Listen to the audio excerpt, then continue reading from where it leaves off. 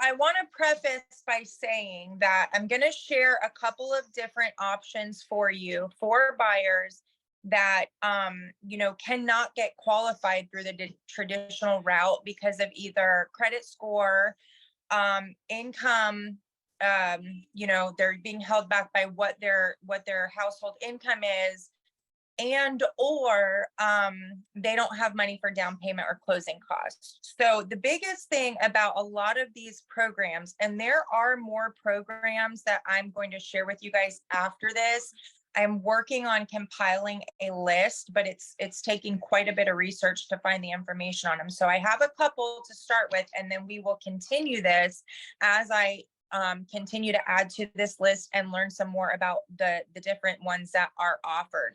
There's something like 25 available to Florida residents to help with this. So the first two you may or may not have heard of. They are and I forgot to say that so part of the preface is that there are certain rules and guidelines and caveats to a lot of these programs because they are helping them with a substantial amount of money. So you're going to want to make sure if you pursue any of these that that you kind of know the ins and the outs, and your buyer is fully aware of what they are about to dive into and purchase a house with. So the first two you may have heard of. It's called the Marion County SHIP program. So SHIP is SHIP. That's actually an acronym that stands for something, and I didn't write that down. But they have an in-county program and they have an in-city program. So if you're within the city, they will grant the buyer up to $10,000 to cover their closing costs and or down payment. That does get recorded as a second mortgage on the house, and they do have to pay it back upon sale of the house. The second one is also a SHIP program, but it's in the county. So in the county, they allow for anywhere from $10,000 for your down payment and closing costs, all the way up to as much as $50,000. The same thing applies. It is a second mortgage that gets tacked onto the back, and they do have to pay that back upon the sale of the house. Now, the biggest caveat that's just changed with the SHIP program is they now put the land in a trust, and SHIP actually has title to the land. So the land is in a land trust, and the buyers own the property. The reason that they did that is because moving forward, if you get SHIP funds, they now require you, when you sell the house, to sell it to a SHIP approved buyer. So the biggest thing that they've changed is they're really limiting the buyer pool when that person goes to transfer the property and sell it. So that's something that you're definitely going to want to make sure they're aware of, and they know all the ins and outs of what they are agreeing to do when they purchase a home through SHIP. There is a phone number for the program. You can easily Google Marion County SHIP program. It gives you a number. You can speak with the lady down at the office. She is very nice, and she does a great job at giving you some basic education on the SHIP program. The other thing with the SHIP programs is that the buyers are required to take a home buyer course, and sometimes there is a wait list to either get into the course and or to get the funds. So you want to check on that as well.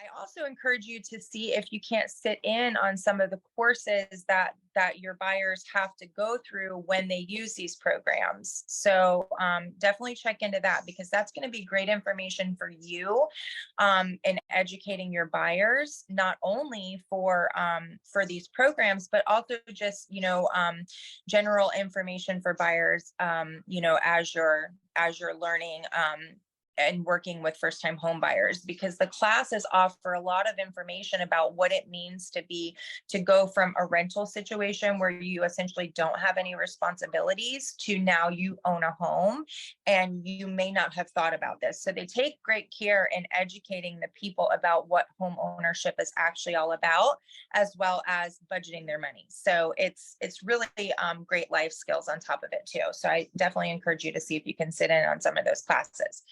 So the oh, and with SHIP, they also have to work with only a SHIP approved lender, and they do have a list of the SHIP approved lenders on their site or available to you if you call and request that. And I think I have all that information. So if you're interested, I can send it to you. Do you guys have any questions that I may or may not can answer? Do you know how long were you able to get like a time period as far as how long the wait is for funding or for the course? Any idea? It's just going to vary. You just have to call the program director and see kind of what the wait list is at any point in time, because it's going to vary throughout the year.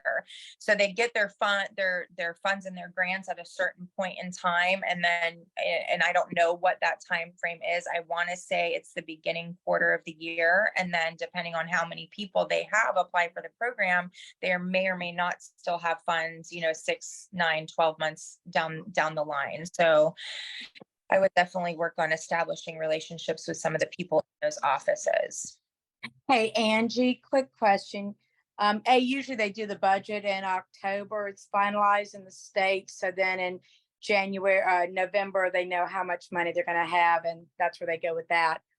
But regarding that, you can only sell to a SHIP person. Is that 3 years? But like, what happens if grandma owns this house for 20 years? So I believe if you stay in the home the entire 30 years, then the grant is forgiven. But what I don't know is how that works upon sale with the land trust. I don't know if any point the land trust, washes away and you become full owner. These are very new guidelines that I even just learned about not long ago. So it definitely is going to require a call down to the program director to get some more insight on exactly how all of that works.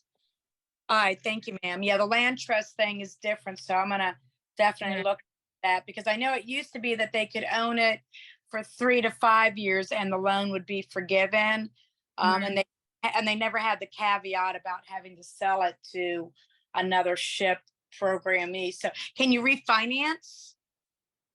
I don't know either. All right, I'll figure it out. Thank you, ma'am. Sorry to bug you. No, you're welcome. Like I said, just very basic information on all of these programs, but great questions, Valerie. Sometimes I'm good. And I have a lot of documentation that she sent me over for SHIP, so I'm happy to forward that to anybody in their email if you guys want to do that reading. Okay, so I don't know if anybody has ever worked with South State Bank. I think it was formerly known as Center State Bank. They have a 100% conventional loan that you can also use a down payment assistance, also known as a DPA grant in conjunction with, so they could potentially have no money out of pocket at closing through South State. The really good thing that I like about this program is they can also use it to purchase mobile homes. And the lady that I have worked with in the past that does these is very well versed in the financing on mobile homes. I believe they'll even do a single wide, but I have to double check on that. Okay, so about the down payment assistance programs that are available through the various different lenders like Success Mortgage, Cross Country Mortgage, again, South State Bank, and there's probably a plethora of other ones that I'm leaving off of this list. These are just the ones that I'm most familiar with and I have worked with. So if you're not familiar with the DPA, there are a couple different types. There are grants and there are bonds. And they will allow up to $7,500 to assist with the closing costs and or down payment for the buyer. That also is a second mortgage that gets tacked onto the back of the loan and does have to be repaid at the point that the house is sold. The great thing about it is that it does not accrue interest while it sits on the back of that loan, and they can pay it off anytime. If they get, a $10,000 tax refund and they want to get rid of that second mortgage so they don't have it looming over them, they can pay it off early. The downside to doing the DPA programs is that typically they will have a little bit higher interest rate. So, this is where you kind of put them in the lender's hands and let the lender do their job to see what makes the most sense for the buyer. And you kind of gracefully bow out and let them do their job. So that's the DPAs.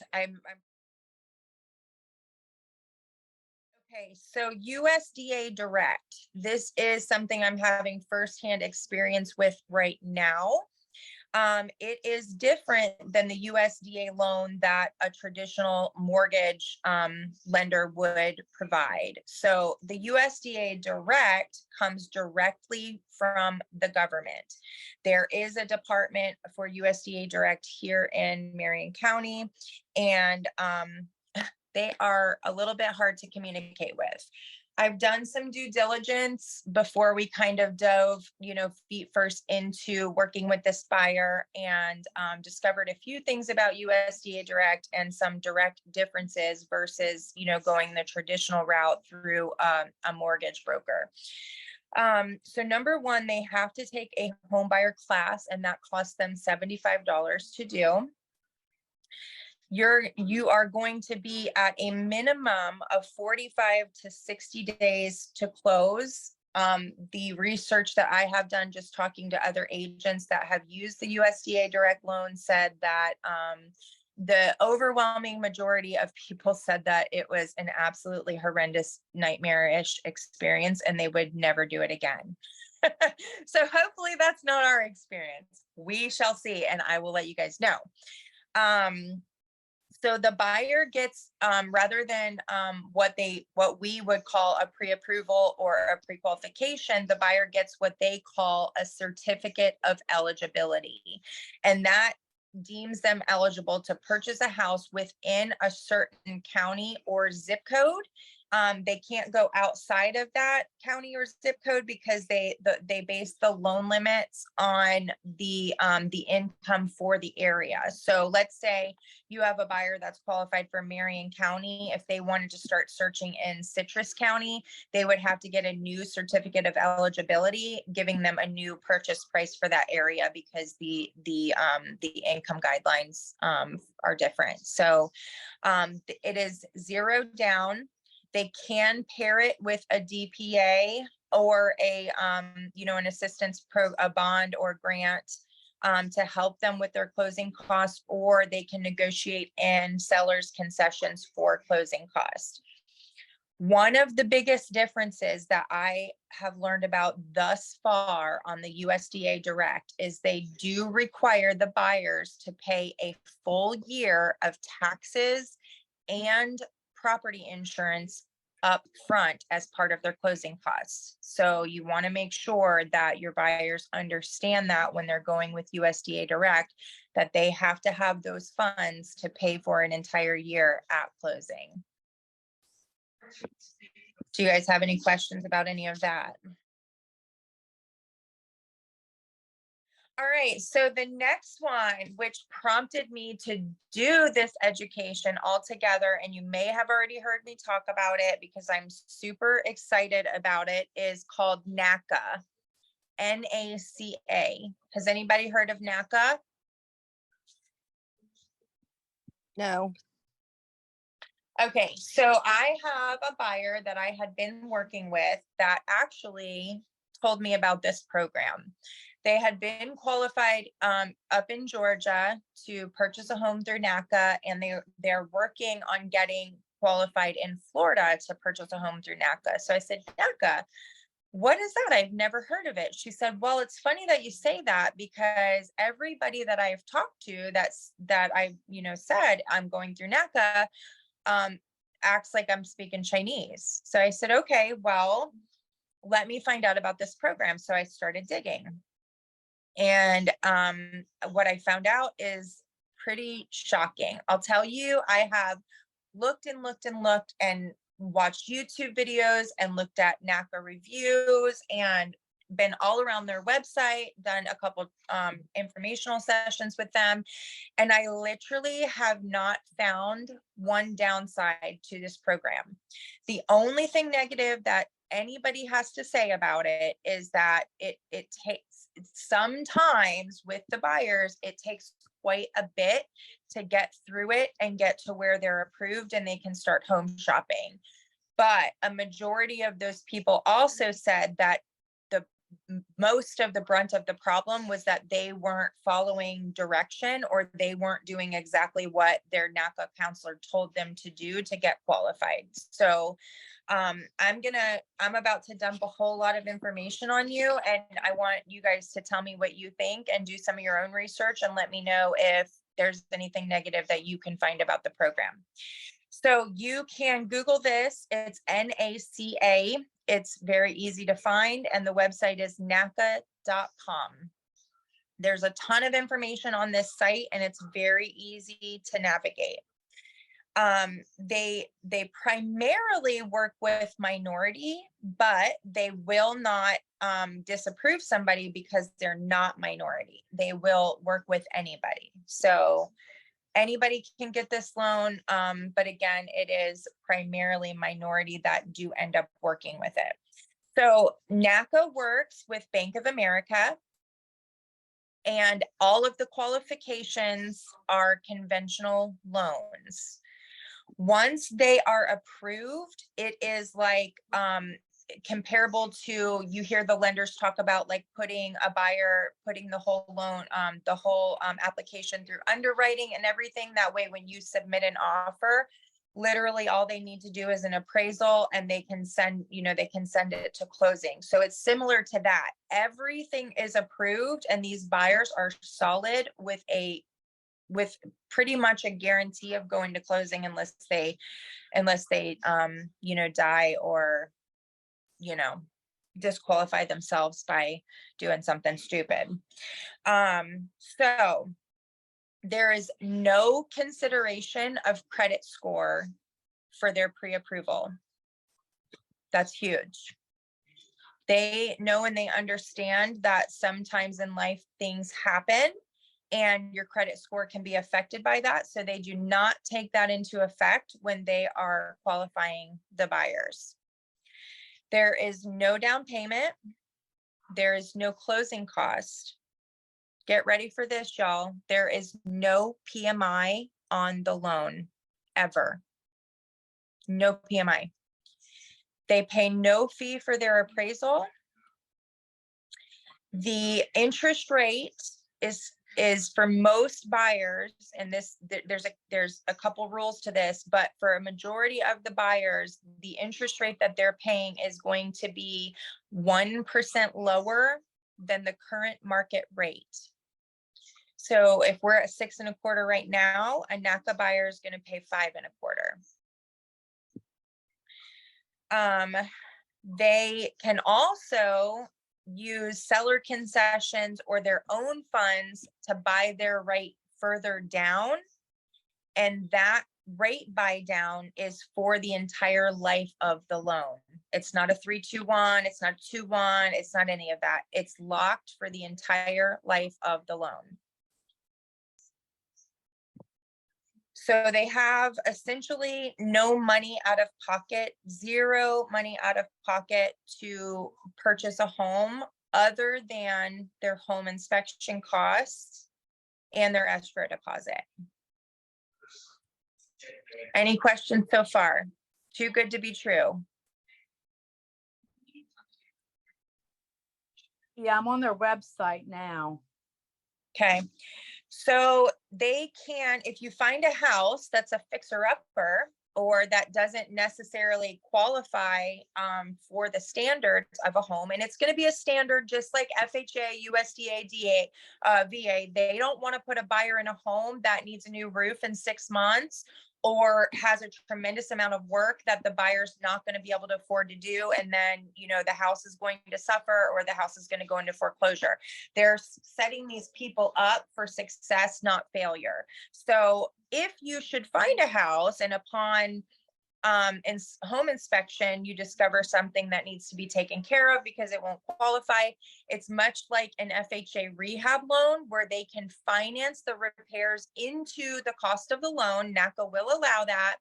Or if they have enough reserve funds in an account, NACA can approve some of those repairs to be done after closing by the homeowner. And they do have to hire a contractor. They do have to prove that the work was done, but that is an option for some situations. So that leads me to the fact that a NACA buyer, if they have money, if they have, let's say, they just had an inheritance or they just won a lawsuit or they've just been saving and they have some money in an account, that's not going to count against them like some of these other loan programs may count against them because they have liquid assets. That does not count against them with a NACA loan. Okay, so the NACA program is for primary residence only. It cannot be an investment property. It cannot be a second home. It cannot be, a mom going through the NACA program to put a son or a daughter in the house. It has to be their primary residence. And they cannot currently own any other real estate in their name. Now, if they have a house in their name currently and they want to sell that house and then qualify for NACA, that's perfectly acceptable. They cannot do a simultaneous close at the time that they're closing on their NACA purchase, but they can sell and then qualify for NACA. Still sounds And good. what if, Go if a house is in a wife's name, can the husband apply in just his name? I would have to go with no, because both the husband and the wife for a primary residence would have to be on the deed for the new resident. So I would say no, but that's going to really be a better question for the NACA people. And I encourage you guys to go sign up for their RED training. It's 2 hours long. They do it every Tuesday. It's very informational, and there's a Q&A afterwards to answer any questions that you have. So they also have something that's called shock factor. And what the shock factor is if you have a buyer that is, so let's say they rent an apartment and the apartment is $1,000 a month, but they really, to get the kind of home that they need to get or want to get through NACA, they, their payment is going to be $1,500 a month. NACA will approve them to spend the $1,500 a month as long as they can prove for a period of 3 to 6 months that they can save the difference in those payments in an account. So they determine the time frame. It's anywhere from 3 to 6 months. But if they can save that $500 and prove that they can actually make that $1,500 payment, NACA will allow that.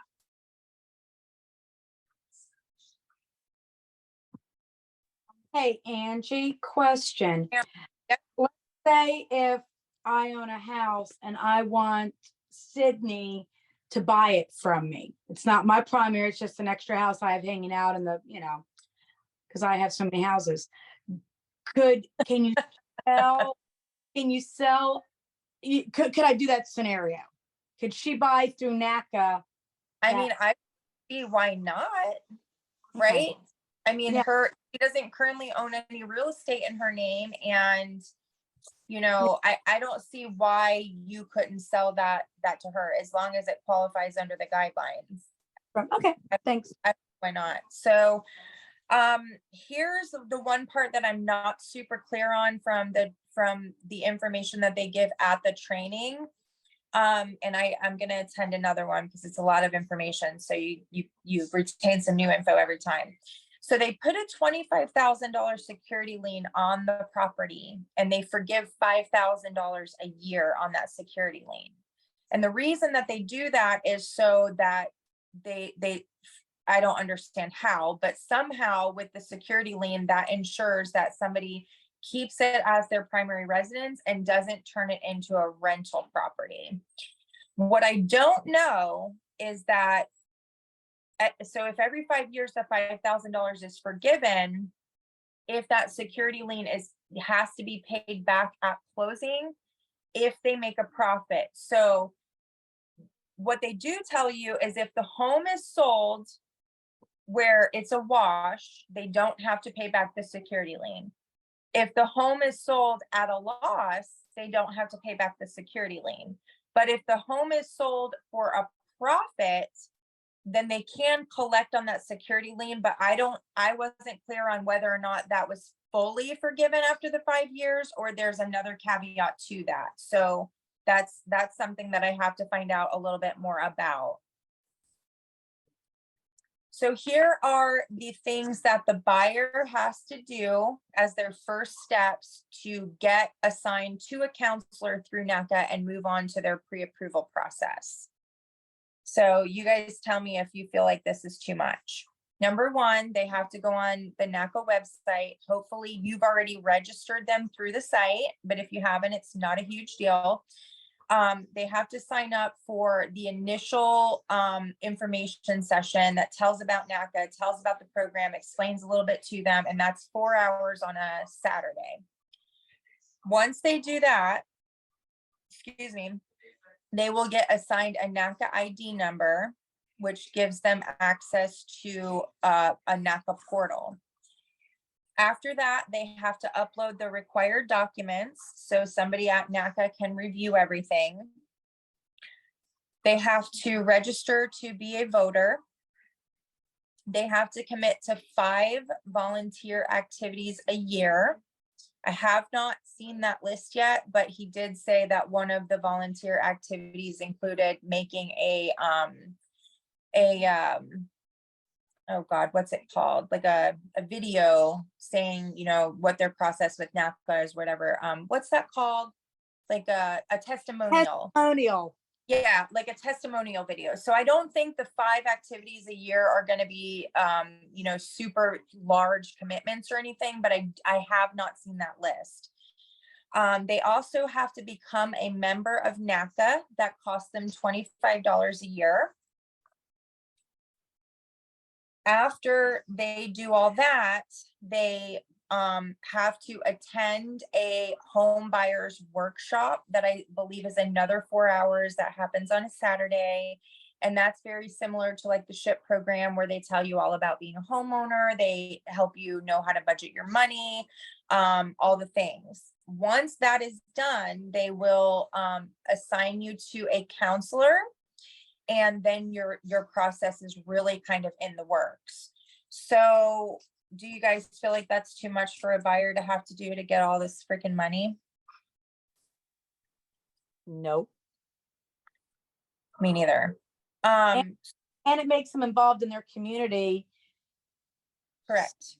giving them ownership not only of their home, but of their town, their neighborhood. Correct.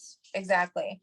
So there's some more information that I'm not going to give you guys right now because it's a little bit more in depth, and I've actually watched 3 of the trainings just to be able to grasp the concept on it.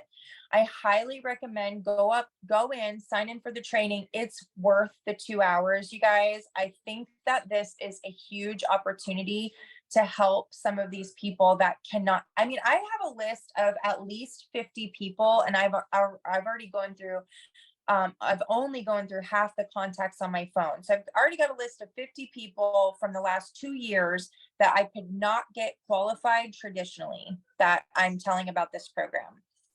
So I think it's a huge opportunity to be able to, get these buyers that can't get qualified traditionally through and get them a house. The other thing is that the loan limits are based off the median income for the zip code. So they go all the way up to like almost $500,000 for these loan limits. That's a good house, right? My house did cost $500,000. So, House isn't worth 500,000. so that's kind of the content that I have for you guys. I know it's very basic, but I think it's a good stepping stone. If it kind of fuels your fire inside to, work with some of these buyers that are having a hard time, and develop a passion to kind of help the little man. And sometimes those fires burn out or they get dim, right? But we learn about some of these new opportunities and that fire gets stoked again. So that's kind of what NACA did for me. Like, oh my God, I'm so pumped about this. I think I can help so many people. Now, the thing that you need to know and you need to make your people aware of when you're talking to them and you're sharing this information with them is that sometimes, because you're getting so much from these programs and so much help and so many funds, that it can be a little bit time consuming and it can take a little while. So I feel that most of the time, if you present everything to them and kind of warn them up front and give them education as to what to expect, then while it still gets frustrating at times, it's not as frustrating because they were going into it kind of knowing like, okay, this could take a little while. Like if you get somebody registered on the NACA site, you get them going to watch their first video.